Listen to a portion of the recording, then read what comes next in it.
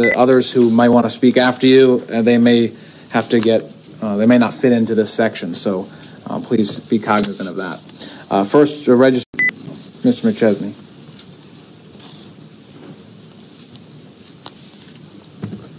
Ray McChesney, 1753 Granada.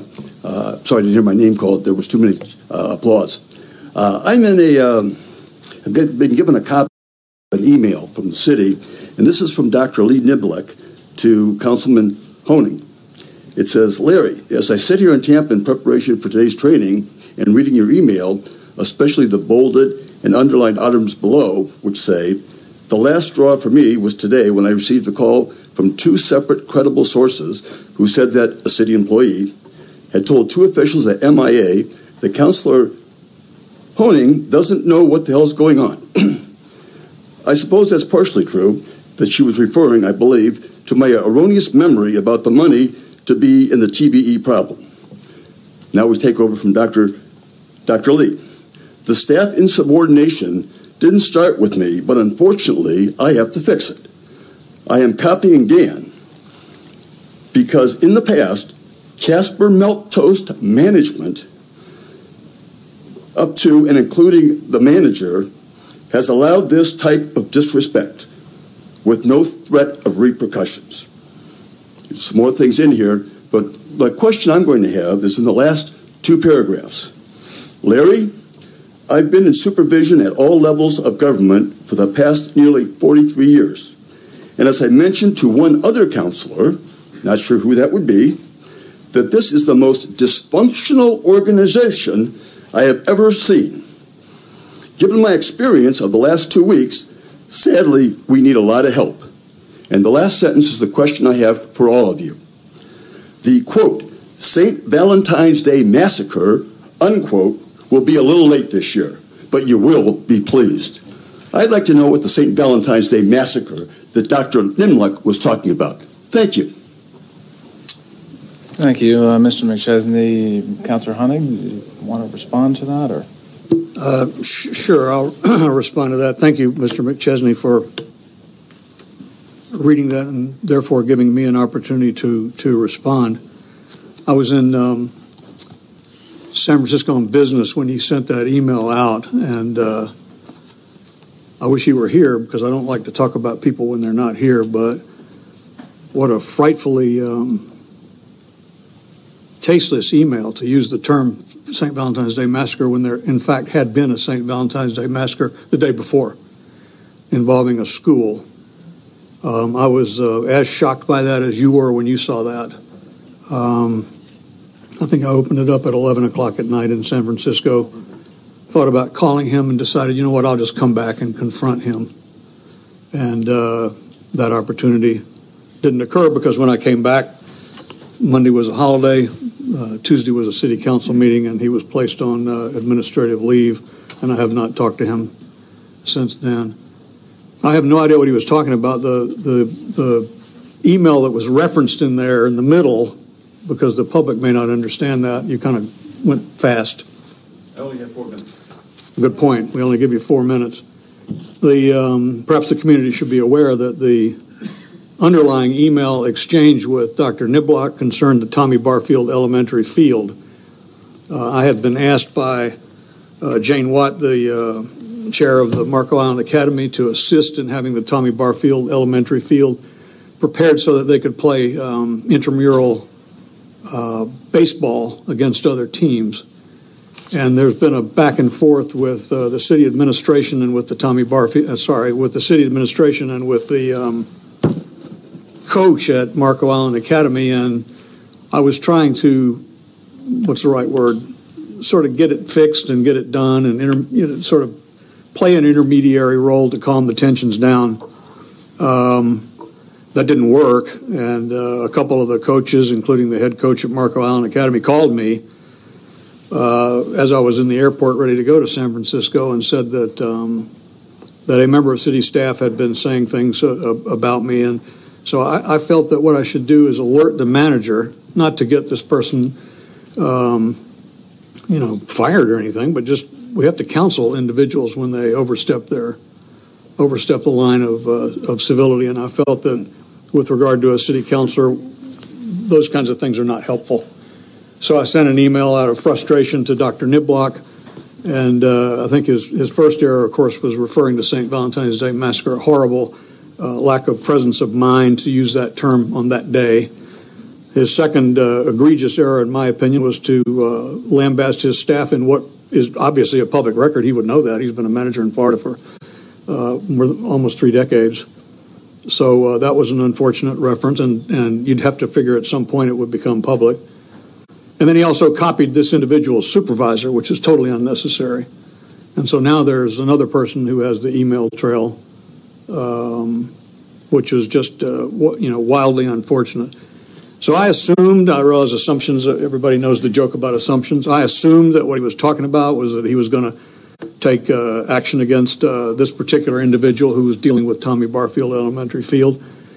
And I, of course, was going to make sure that he understood that that wasn't my intention, and that what he should do is counsel and teach rather than berate.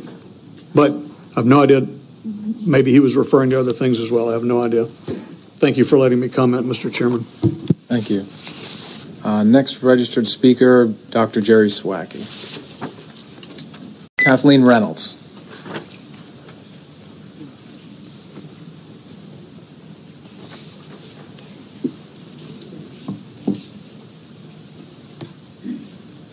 Good evening. Kathleen Reynolds, 1685 Ludlow Road, Marco Island.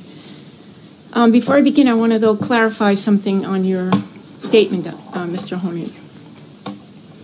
Did I understand that the city manager contacted you because some employees had the audacity to exercise their First Amendment rights and made some critical comments, and they were reported on by other employees?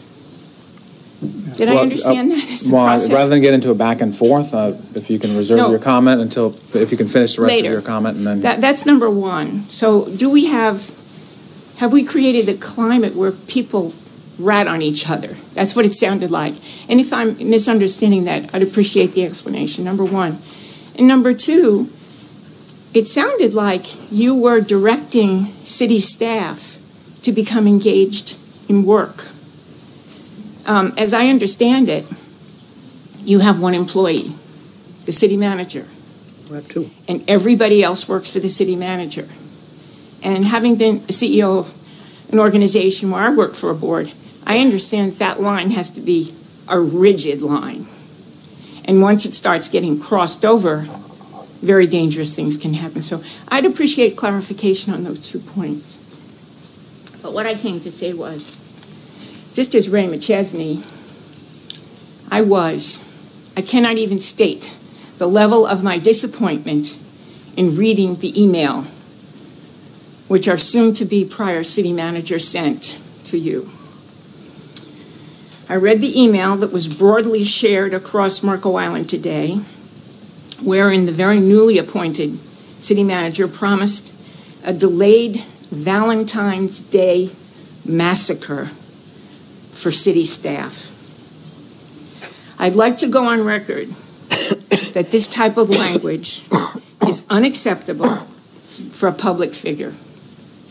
I question the discretion of any city employee using this type of language.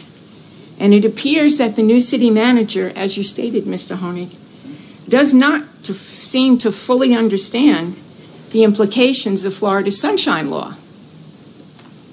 To believe for 30 seconds that this would not become public information is naive at best.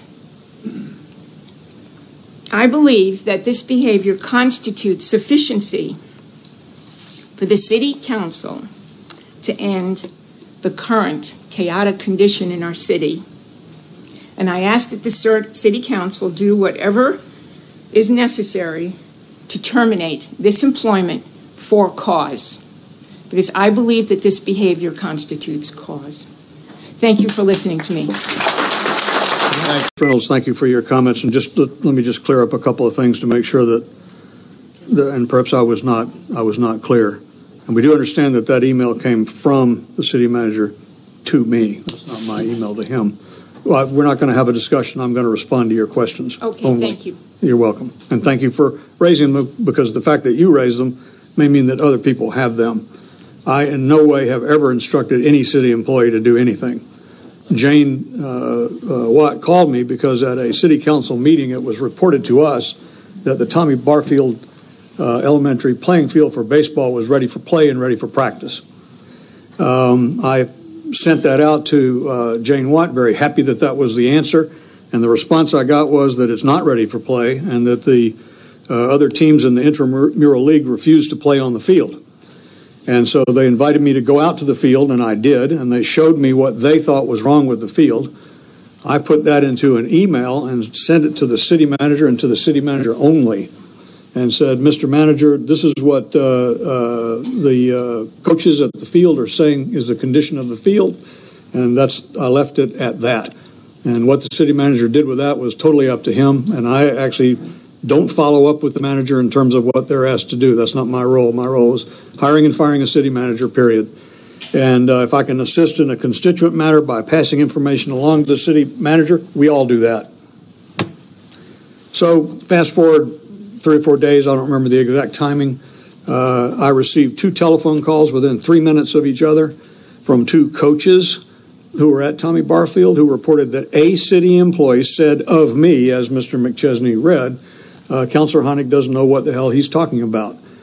I felt that that this was an unnecessary representation of a city councilor, and that did not bode well for relationships between the staff and the city council and the Tommy Barfield people and MIA and the rest of it. I passed that information along to the city manager and to the city manager only, and said, this is what is being said. I didn't ask him to do anything about it, didn't even ask him to counsel the individual. So this is not any city staff person telling on any other city staff person. It's 2 persons from the Marco Island Academy calling me and saying a city staff person is talking about you in public in this manner, and I objected to that and passed my objections along to the then city manager, Lee Niblock. Thank you for letting me do the explanation. Yeah, thank you. Thank you for raising it. Thank you. We have one more registered speaker, but it also says in here he's not sure if he wants to speak. So Mr. Juan Minera? Information? Yes. Because we had such an interrogatory between so many people, I would suggest that you extend it by about 15 minutes in case there are folks. Everyone says we're so transparent here. We should allow the people that are here to speak if they need to. Well, Councilor Brown, as a councilor now of 7+ years, you're aware that we do have another public comment section, number 18 on the agenda. But I do take your point into consideration, and since we did try to address individuals' concerns here, that shouldn't be held against other individuals. But we do have a jam-packed agenda tonight, so if there's any other non-registered speakers, but this is an advantage to making sure you register in advance just so we know who's out there. So if we do have another register or a suggested speaker, you can come up. But I ask that, at least as far as the timing is concerned, that you're cognizant of the rest of the agenda, please. I'll be very quick. Thank you. Thank you. Thank you, councils. My name is Paul Canty Cantwell. I live at 141 Beachcomber Drive here. I'd like to address this to Councilman Honig. I find it very, very strange in this email that was written, the St. Valentine's Day Massacre will be a little later this year, and you actually have no idea what that means. That's like a little point in a letter that it sounds like you two discussed something, and that you claim that you don't have any idea what he means by that. I just find that very strange. I hope it doesn't mean that you're going to go out and fire the police chief and the fire chief and some other department heads, and that's what the St. Valentine's Day Massacre means. If it does, I'd be absolutely disgusted. And I think that the people here in Marco Island would also be disgusted that these plans were behind closed doors. I'd like you to answer that question. Nobody writes a letter and says the St. Valentine's Day Massacre without the other person knowing what that means. Thank you very much. Thank you.